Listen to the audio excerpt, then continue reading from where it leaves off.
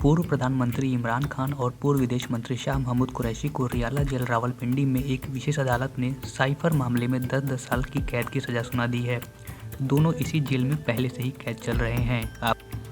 आपको याद हो कि एक जलसे को संबोधित करते हुए इमरान खान ने एक कागज़ लहराते हुए कहा था कि इस पूरे कागज़ में, जो कि एक साइफर है यानी कोडेड दस्तावेज, इसमें वो सारे साक्ष्य हैं जो इस बात को पुष्ट करते हैं कि मेरी सरकार को गिराने में अमेरिका का हाथ है। इससे पहले भी वाशिंगटन में पाक राजदूत की तरफ से इमरान को अमेरिका की उनको लेकर चल रही नापसंदगी से परिचित कराया गया था। पाकिस्तानी कानूनी प्रक्रिया में इमरान का भरोसा इस बात से स्पष्ट हो जाता है कि जब न्यायालयी प्रक्रिया अपने निष्कर्ष की ओर बढ़ रही थी, तब इमरान के वकीलों ने कोर्ट आना बंद कर दिया था, जिस पर नाराज़गी जताते हुए कोर्ट ने इमरान को सरकार की तरफ से ही अपने बचाव में वकील उपलब्ध कराए थे।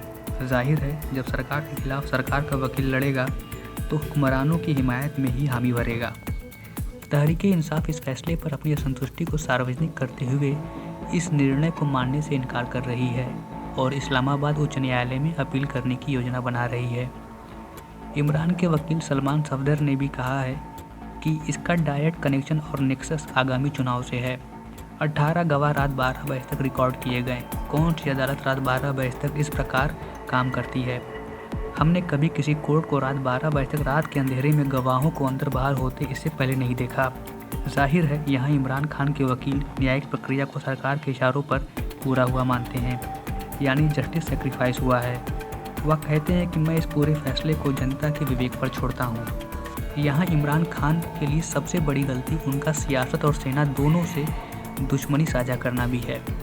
उन्होंने 2 फ्रंट एक साथ खोल दिए, वो भी उस देश में जहाँ पर ये जो दहशतगर्दी है उसके पीछे वर्दी है जैसे नारे लगते आए हैं। अपनी सत्ता बेदखली से पहले से ही आहत इमरान जब इस्लामाबाद में अपना लॉन्ग मार्च निकाल रहे थे, तब एक हमलावर ने उन पर गोली चलाई थी जो उनके पैर पर लगी थी। विरोधियों ने जहाँ इस पूरे घटनाक्रम को एसेसिनेशन अटेम्प्ट मानने से इनकार करते हुए शरीर के प्रमुख अंगों को छोड़कर पैर में गोली लगने पर इसे खुद से रचा हुआ बताया था, वहीं इमरान ने इस पूरे मामले में न सिर्फ प्रधानमंत्री शहबाज शरीफ और आंतरिक मामलों के मंत्री राणा सनाउल्लाह पर निशाना साधा, बल्कि इसमें सर्विंग आर्मी जनरल्स को भी शामिल बताया।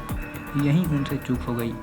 ISPR और ISI दोनों के प्रमुख प्रेस कॉन्फ्रेंस में इन दावों को न सिर्फ खारिज करते दिखे, बल्कि अपनी असहमति को भी जाहिर कर दिया। पाकिस्तानी मामलों के जानकार वर्तमान परिस्थितियों को पाक फौज के लिए अब तक की दूसरी सबसे बड़ी संकटपूर्ण परिस्थिति के रूप में देखते हैं। इससे पहले सेना के लिए सबसे बड़ा संकट 1970 में पाक आम चुनाव के दौरान आया था।